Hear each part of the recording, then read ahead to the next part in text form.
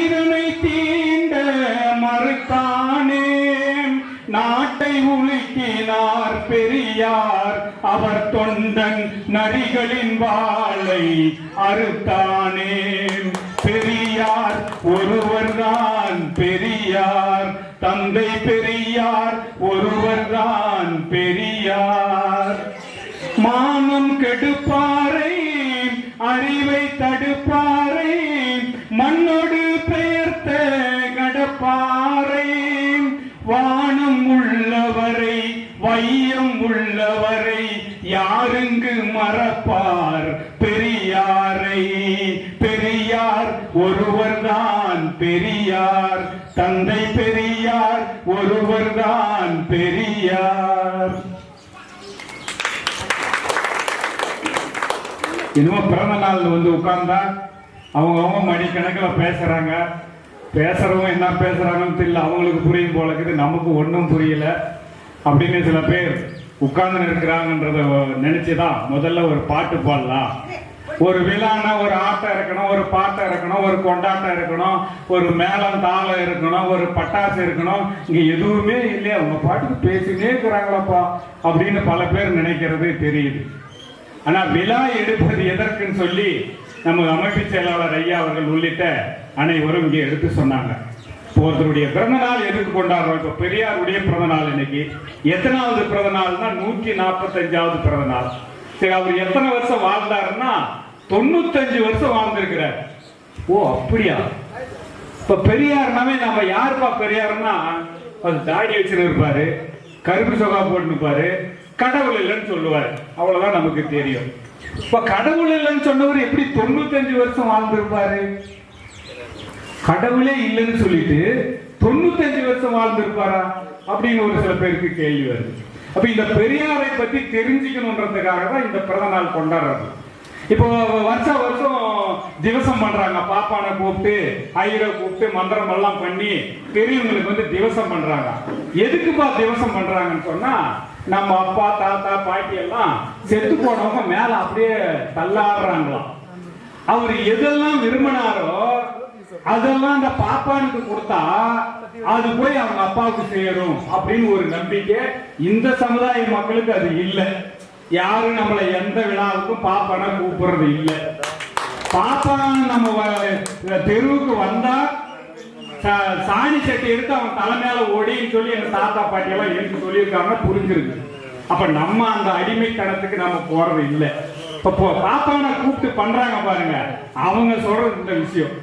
ஆனா சரி, இப்போ இந்த பெரியாருக்கு மாலை போட்டு இந்த மாதிரி விழா கொண்டாடி இதனால என்ன பிரயோஜனம்? யாருக்கும் அந்த பெரியார் அப்படின்னு சொன்னா, ஏகப்பட்டமா படிச்சிருக்கிறாரா, நிறைய பட்டம் வாங்கியிருக்கிறாரா, பெரிய உத்தியோகத்தில் இருந்தாரா, ஜனாதிபதியா இருந்தாரா, பிரதமரா இருந்தாரா? எதுவுமே கிடையாது.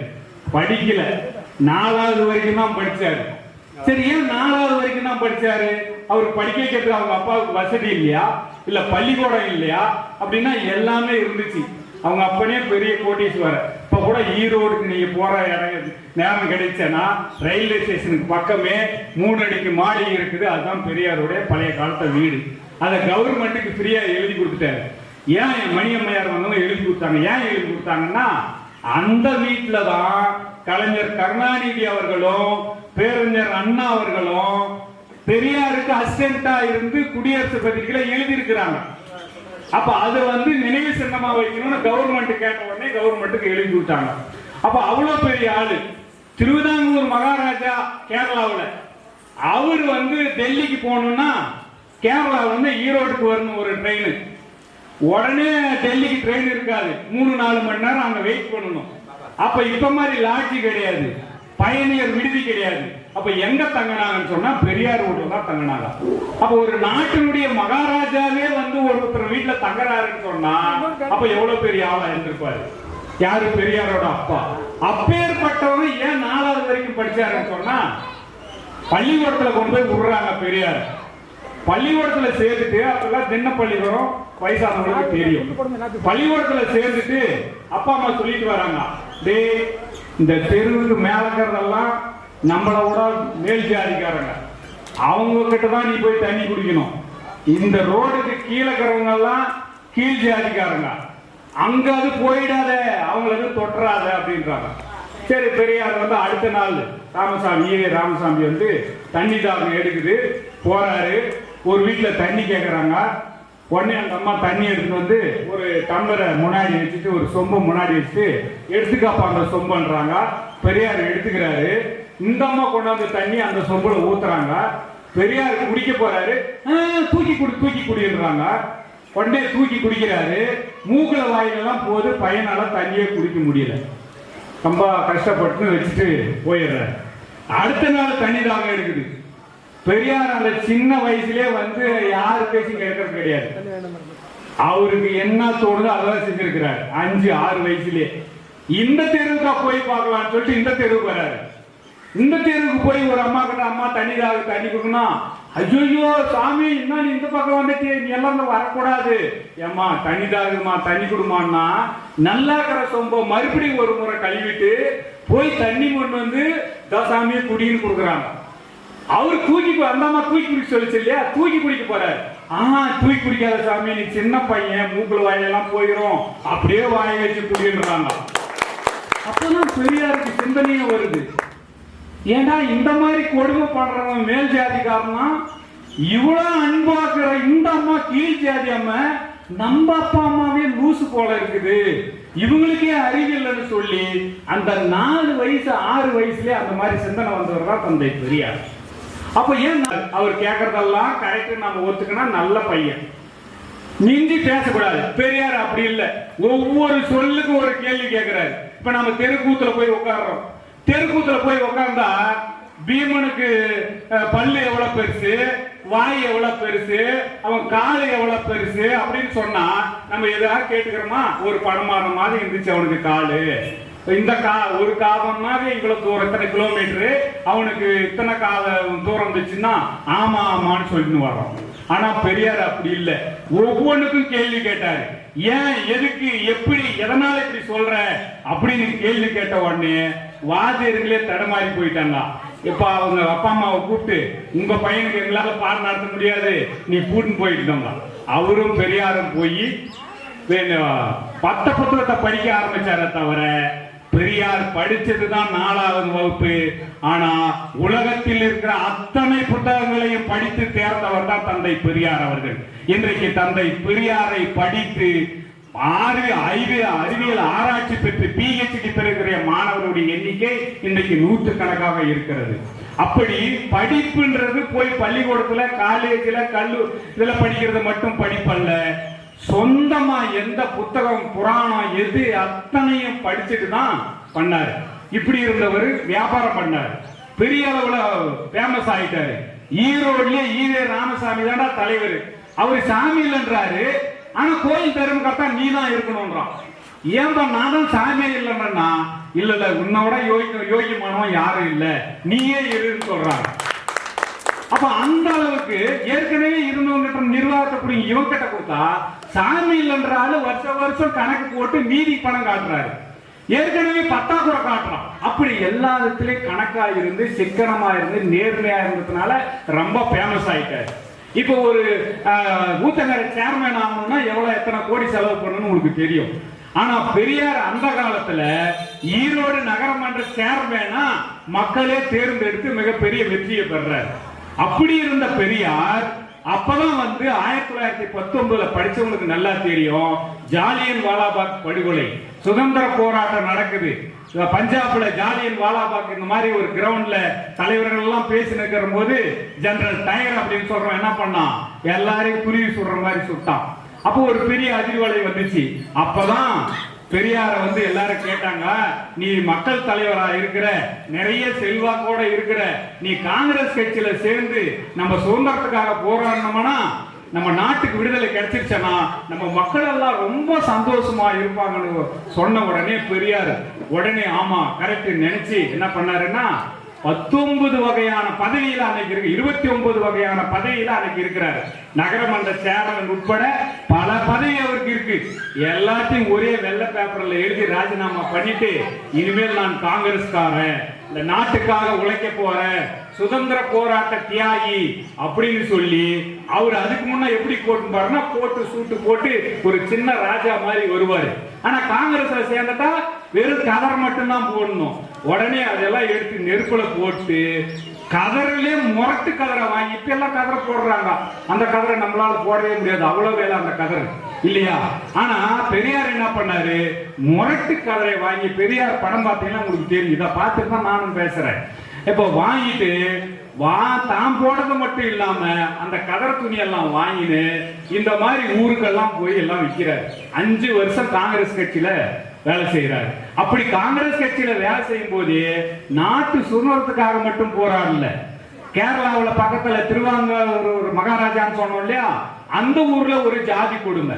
என்ன ஜாதி கொடுமைன்னு சொன்னா, வைக்கத்தப்பன்னு ஒரு கோயில் இருக்குது. அந்த கோயிலுக்கு ஒட்டி கோர்ட் இருக்குது.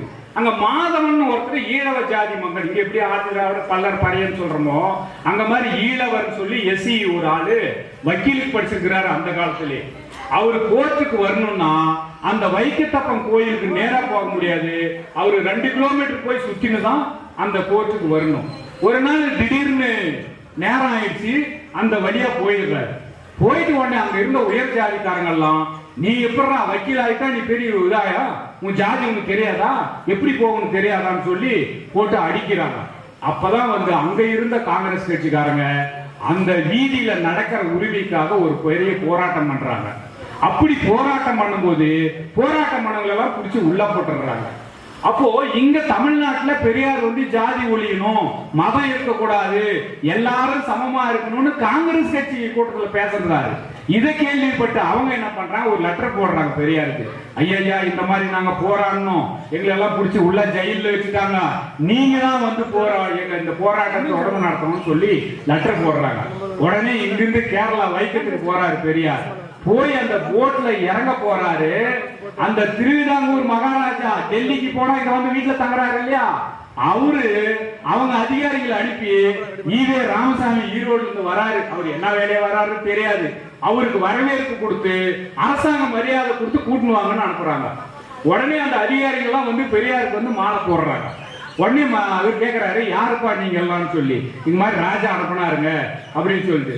அட பாவிங்கள, நான் உங்க ராஜாவுடைய விருந்துக்காக இந்த ஊருக்கு வரல, உங்க ராஜாவை எதிர்த்து போராடுறதுக்காக தான் இந்த ஊர்ல வந்திருக்கிறேன். உங்க ராஜாவுடைய கொடுமையான சட்டத்தால எல்லா மக்களும் இந்த தெருவில் நடக்க கூடாதுன்னு ஒரு சட்டம் இருக்குதாம, அந்த சட்டத்தை மாத்துறதுக்காக தான் போராடுறதுக்காக தான் இந்த ஊருக்கு நான் வந்திருக்கிறேன்னு சொல்றாங்க.